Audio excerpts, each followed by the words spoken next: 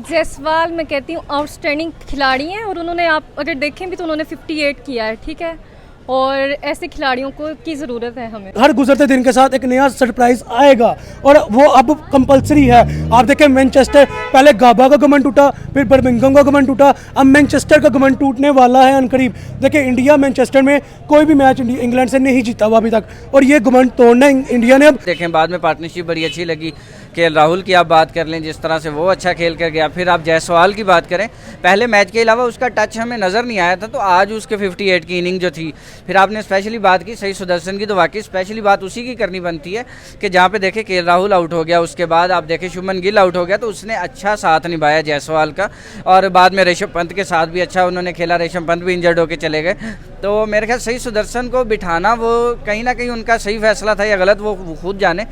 India versus England की बात करेंगे भाई। चौथा टेस्ट मैच डे 1 और इनिंग जो देखने को मिली है भाई 250 प्लस। एक्सपेक्टेड था कि इंडिया बैटिंग करेगा और जब बैटिंग पर वापस आएगा वो भी मैनचेस्टर के अंदर, तो रॉकिंग बैटिंग लाइन हम लोगों को नज़र आएगी। स्पेशली अगर मैनचेस्टर की खासियत की बात करें तो यहाँ पर सिर्फ एक ऐसा बल्लेबाज है, सचिन तेंदुलकर, जिन्होंने 100 किया हुआ है। इसके अलावा कोई हमें कह लें कि 100 नज़र नहीं आया अभी तक मैनचेस्टर के अंदर। एंड 0 विन्स नजर आई हैं हमें इंडिया की तरफ से, जो कि कह लें कि इंग्लैंड के खिलाफ अभी तक मैनचेस्टर में जीत नहीं सके हैं। प्रोबेबली अगर इंडिया की बात करें कोई अच्छा कमबैक है, अच्छा टकरा होने वाला है। सबसे पहले तो भाई हम जायसवाल की डिस्कशन करते हैं। जायसवाल की आज की इनिंग, उनकी आज की जो बैटिंग लाइनअप थी, मैम कैसी लगी देखकर? जायसवाल मैं कहती हूँ आउटस्टैंडिंग खिलाड़ी हैं और उन्होंने आप अगर देखें भी तो उन्होंने 58 किया है, ठीक है। और ऐसे खिलाड़ियों को की ज़रूरत है हमें। बिल्कुल आपकी बात सही है कि 58 किया है, ऐसे खिलाड़ियों की ज़रूरत है। दूसरे नंबर पर हम लोग बात करेंगे सही सुदर्शन की। 61 इन्होंने आज किया और इनको भाई बैठाया क्यों हुआ था, क्यों नहीं खिलाया? सवाल ये है कि इन्हें ड्रॉप क्यों किया गया। देखें अगर वो दोबारा वापस आए हैं मैच में तो उन्होंने 61 से ऊपर किया है। बिल्कुल। तो सवाल यही है कि इन्हें ड्रॉप नहीं, इन्हें खिलाना चाहिए और इन्हें मौका देना चाहिए भाई। हर गुजरते दिन के साथ एक नया सरप्राइज आएगा और वो अब कंपलसरी है। आप देखें मैनचेस्टर, पहले गाबा का घमंड टूटा, फिर बर्मिंघम का घमंड टूटा, अब मैनचेस्टर का घमंड टूटने वाला है अनकरीब। देखिए इंडिया मैनचेस्टर में कोई भी मैच इंग्लैंड से नहीं जीता हुआ अभी तक और ये घमंड तोड़ना इंडिया ने अब, और तोड़ के ये बताना है कि हम चाहे यंगस्टर हैं, चाहे एक्सपीरियंस है, चाहे लेजेंड्स हैं, हम जीतना जानते हैं, हम हलक से मैच निकालना जानते हैं। अभी देखिए आपने खुद ही बताया कि जायसवाल, केएल राहुल और सही सुदर्शन क्या परफॉर्म करेंगे। आप ये बात करती ना अगर कि इंडिया के ओपनर्स हर मैच के अंदर इंग्लैंड की स्पेल के ऊपर डोमिनेट कर रहे हैं, तो ये कहीं गलत नहीं है। आप देखें कि आज भी 95 प्लस का ओपनिंग पार्टनरशिप का नोक लगा है। केएल राहुल का 45 है, ठीक है, आउट हुए। एक बहुत ही मेरे ख्याल में एक बहुत ही अनप्लेएबल बॉल था जिसके ऊपर केएल राहुल आउट हुए हैं। नो वरीज, बहुत अच्छा कंट्रीब्यूट करके जायसवाल, यशस्वी जायसवाल, ये लड़का कईयों के करियर तबाह कर चुका है और अब पता नहीं किसका करियर अभी तबाह होना है। मुझे पर्सनली वाइब्स आ रही है या क्रिस वोक्स का या जोफ्रा आर्चर का करियर खत्म होने वाला है अगली इनिंग के अंदर। आज 58 कर गया, थोड़ा स्लो खेला है, प्योर टेस्ट खेला है, लेकिन आउटस्टैंडिंग कंट्रीब्यूट कर गया है। सही सुदर्शन, ये वो लड़के का जो नाम है, इसके इस टॉपिक के ऊपर बहुत लंबी एक डिबेट हो सकती है गौतम की कोचिंग को लेके। आप देखिए पहले मैच के अंदर इस लड़के ने डेब्यू किया, सही सुदर्शन ने डेब्यू किया, ठीक है, नहीं परफॉर्म हो सका, फ्लॉप हो गया, कोई बात नहीं यार, उसको चांस दो। आपने उसको दूसरे मैच में बिठा दिया। करुण देखें सबसे पहले तो स्टार्ट कर लेते हैं ओपनिंग पार्टनरशिप, जो तकरीबन 95-96 तक रही है, जो कि टेस्ट के अंदर और इंडिया मतलब इंग्लैंड के अंदर जाकर खेलना। ट्रैडफोर्ड के अंदर मेरे ख्याल मैच है, तो Yes, अच्छा है। हाँ, मैनचेस्टर में मैच हो रहा है, तो ये अच्छा एक शगुन है इंडिया के लिए कि ओपनिंग स्टैंड बड़ा अच्छा रहा। उसके बाद शुभमन गिल अनफॉर्चुनेटली नहीं चल सके, तो उसके बाद देखें बाद में पार्टनरशिप बड़ी अच्छी लगी।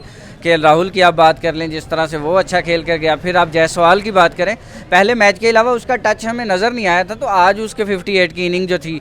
फिर आपने स्पेशली बात की सही सुदर्शन की, तो वाकई स्पेशली बात उसी की करनी बनती है कि जहाँ पे देखे केएल राहुल आउट हो गया, उसके बाद आप देखें शुभमन गिल आउट हो गया, तो उसने अच्छा साथ निभाया जायसवाल का।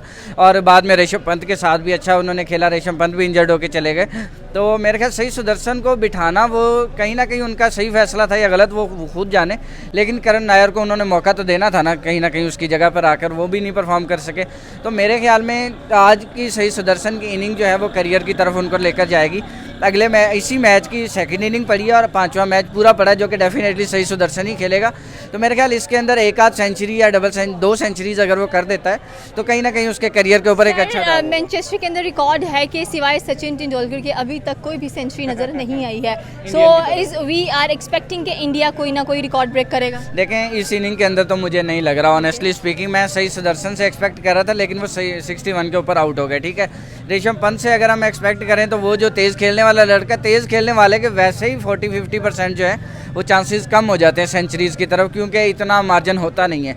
जब आप तेज़ खेलते हो तो आपके पास कम शॉट्स बचती हैं, आपके आउट होने का खतरा ज़्यादा होता है। तो मेरे ख्याल में इस इनिंग में तो नहीं, सेकंड इनिंग के अंदर अगर आप एक्सपेक्ट करें तो मोस्ट इंपॉर्टेंटली शुभमन गिल जो है, उसकी रीज़न ये है कि इस इनिंग में वो चल नहीं पाया, तो अगली इनिंग में उसने बदला भी लेना है। अपनी कप्तानी का कॉन्फिडेंस हाई है उसका, तो मेरे ख्याल उससे हम एक्सपेक्ट कर सकते हैं कि वो सेंचुरी करे। बिल्कुल आपकी बात ये है कि यंगस्टर नौजवान जितना खेलेगा उतनी बड़ी बात होगी। तो आई थिंक सो कि जितने नौजवान खेलने के लिए आएंगे टीम उतनी मजबूत होती है कि नहीं? ऐसा ही है बिल्कुल। और ऊपर से राहुल की बात कर ले, उनके 1000 रन कंप्लीट हो चुकी हैं। खुशी होती है देखे कि भाई 54 भी आज जो आपने किया है कमाल का किया है। 45 नजर आया हमें केएल राहुल का। कल के दिन में क्या होने वाला है, इंडिया कितना स्कोर करेगा? 300, 400, 500? केएल राहुल के लिए तो मैं कहती हूँ मेरे पास वर्ड्स ही नहीं है। आप खुद भी देखें कि उन्होंने 1000 से ऊपर किया है, तो चांस है 50-50 इंडिया कर जाएगा 300-400 से ऊपर। मतलब 300-400 से ऊपर कर जाएंगे? जी कर जाएंगे। चौथा टेस्ट मैच भारत जीतने वाला है या नहीं?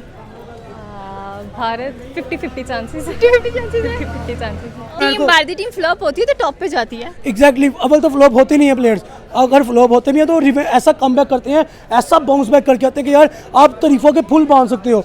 उसने आते ही आपने करुण नायर को गौतम ने ऐड किया, देखिए उसने 4 इनिंग खेली, 2 मैचेस खेले हैं, उसने एक भी 50 करके नहीं दिखाया। अब सही सुदर्शन चौथे मैच के अंदर अपना दूसरा मैच खेले, कमबैक करके आया, उसने आते ही 61 का नॉक खेला है और एक डोमिनेटिंग नॉक खेल कर दिखाया है। इंग्लैंड के ऊपर पूरा डोमिनेट किया है, इंग्लैंड को पूरा प्रेशराइज किया है। मेरे ख्याल में सही सुदर्शन के ऊपर इनको वर्कआउट करना चाहिए। आने वाले दौर के तीनों फॉर्मेट का बहुत बड़ा प्लेयर बन सकता है। उसके दिन में क्या होने वाला है? 400, 300, 600? देखिए Shubman Gill no doubt perform नहीं कर सका, नहीं फ्लॉप हो गया, लेकिन आप ये ना भूलें कि सर जडेजा खड़े हैं, ऋषभ पंत रिटायर्ड हटू है, वो भी वापस आएगा। शार्दुल ठाकुर ठीक है साथ कंट्रीब्यूट करके किया है, लेकिन the topic sir Jadeja. MS Dhoni के टेन्योर से लेके देखें आप, MS धोनी के साथ उस बंदे ने परफॉर्म किया, विराट कोहली के साथ परफॉर्म किया, रोहित शर्मा की कैप्टनसी में परफॉर्म किया, उसके बाद बुमराह की कैप्टनसी में BGT में परफॉर्म किया, अब शुभमन गिल की कैप्टनसी में परफॉर्म कर दिया। लास्ट नॉक बहुत आउटस्टैंडिंग इनिंग खेल गया, अब उसका जो कॉन्फिडेंस लेवल है वो 110 पे है, ठीक है। मेरे ख्याल में अभी वो खड़ा है, कल के दिन में जैसे उसने अपनी टीम को लेके चलना है, कंट्रीब्यूट करना है, मेरे ख्याल में फिर ऋषभ पंत ने भी आना है, तो मैक्सिमम भी अगर गए तो 420 प्लस आएंगे। टीम इंडिया इतना बोर्ड पे सर चौथा मैच डू एंड डाई चल रहा है बिकॉज सिचुएशंस काफ़ी हार्श नज़र आ रही हैं हम लोगों को। इंडिया के लिए ये टेस्ट मैच जितना बहुत इंपॉर्टेंट है, कल के दिन में क्या कुछ देखने को मिलने वाला है? स्कोर कितना हाई नज़र आएगा? देखें पहले 4 दिन जो हैं वो तो आप देखें कि इंडिया की डोमिनेंस सारे मैचेस के अंदर बरकरार रही है। आप देखें दूसरे मैच में इंडिया ने चौथे दिन के अंदर जाकर मैच जीत लिया था, ठीक है। 5वें दिन में सिर्फ आकर उनकी मेरे ख्याल 4 विकेटें गिराई थी, 6 थी शायद, और उसके बाद मैच इंडिया के हक में 336 से चला गया था। पहले मैच के अंदर भी इंडिया की डोमिनेंस 4 दिन बरकरार रही, आखिरी दिन के अंदर इंडिया ने मैच लूज़ किया और तीसरे मैच में भी यही रहा। इसके अंदर भी यही होने वाला है। इंडिया की आज की पोजीशन काफ़ी स्ट्रॉन्ग है, आप देखें 4 आउट अभी तक हो चुके हैं और देखें पोजीशन काफ़ी अच्छी है।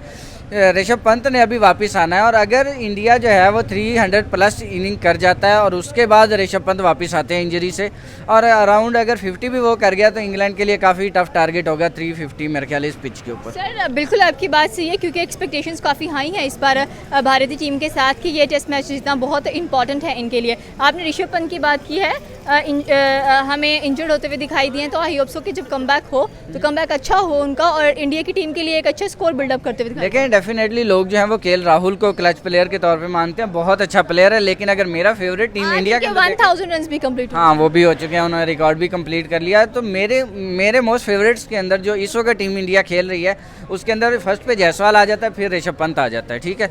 उसकी रीज़न यही है, आप देखें ऋषभ पंत जो है वो टेस्ट को भी वनडे T20 का टच देता हुआ दिखाई देता है हमें ऐसी ऐसी शॉट जिसके ऊपर बॉल डक कर देता वो छक्का लगाता हुआ दिखाई देता है, ठीक है। तो मज़ा आता है उसकी इनिंग देखने में। तो मेरे ख्याल अगर 350 प्लस इंडिया चला जाता है तो ये बेहतर होगा इंडिया के लिए, और मेरे ख्याल 10 विकेटों की तरफ जाएंगे तो 400 भी टच हो सकता है इंडिया की तरफ। बॉलिंग लाइनअप कल भारतीय टीम की कितनी स्ट्रांग नजर आने वाली है? डेफिनेटली बॉलिंग लाइनअप तो मज़ा आएगा। आप देखें पिछले मैच के अंदर जो यंग लड़के डेब्यू कर रहे थे या अर्ली विकेट्स ले रहे थे तो मज़ा आ रहा था। हमने आकाशदीप की बॉलिंग देखी, प्रदीश कृष्णा की देखी इसी सीरीज़ के अंदर। तो मेरे ख्याल जसप्रीत बुमराह का फाइफर तो आप एक्सपेक्ट करें, ठीक है। वो तो आम बात हो गई वो तो अब क्लीशे हो चुका है, ठीक है। और उसके बाद आप सिराज की बॉलिंग देखेंगे, उसके बाद एक नया लड़का उन्होंने डाला है उसकी भी बॉलिंग देखेंगे। तो मज़ा आएगा। बॉलिंग के अंदर भी अच्छा कमबैक इंडिया की तरफ से हमें देखने को मिलेगा। बॉलिंग लाइनअप की बात करते हैं, क्या लगता है कि बॉलिंग लाइनअप कल अच्छा डिफेंड कर पाएगी भारतीय टीम को? देखें आप एक सिंपल सा पॉइंट देखें, पहला मैच इंग्लैंड जीता, दूसरे मैच में इंडिया ने कैसा आगे कमबैक किया कि उनकी बॉलिंग स्पेल ने भी एक कहते क्लियर नहीं, ठीक है। आकाशदीप और सिराज के दोनों इनिंग के अंदर कॉन्ट्रीब्यूशन लगी और 10-10 विकेटें ले गए हैं दोनों। आप ये देखिए अभी एक प्लेयर नया ऐड हुआ है, नया बॉलर ऐड हुआ है कंबोज, उसका बुमराह के साथ अगर स्पेल लग गया, फिर आकाशदीप है, सिराज है, तो मेरे ख्याल में इंग्लैंड का तो खड़े होना मुश्किल हो जाएगा। एग्जैक्टली ऐसे ही है, नो डाउट। आगे जॉय रूट है, बेन स्टोक्स है, बेन डकिट है, उसके बाद जैक क्रोली है, उसके बाद ओली पोप है। तो अगर इनका स्पेल लग गया, सिराज का स्पेल लगा था, उसने इन सबको उड़ा के रख दिया। अगर कंबोज और बुमराह का कॉम्बिनेशन लग गया तो मेरे ख्याल में इंग्लैंड तो 150 पार नहीं जा सकेगी, और फिर हम कहेंगे अब की बार 150 से नीचे। ओके, ये थी पाकिस्तानी अवाम की राय की। अगर बात की जाए भाई भारतीय टीम की तो अच्छा कमबैक है, अच्छा रिवेंज लेने का प्लान है, अच्छी बॉलिंग लाइनअप है, कंबोज का कमबैक है। सो होप सो बुमराह के साथ एक अच्छी इनकी कह लें कि कॉम्बो नजर आएगा, और एक्सपेक्टेड है कि इस बार जो इंडिया है चौथा टेस्ट मैच इनके हलक से निकाले। आपकी क्या राय है नीचे के कमेंट सेक्शन में बता सकते हैं। हमारे चैनल को सब्सक्राइब करना बिल्कुल मत भूलिएगा। तो मिलता है अगले वीडियो में। अल्लाह हाफिज़।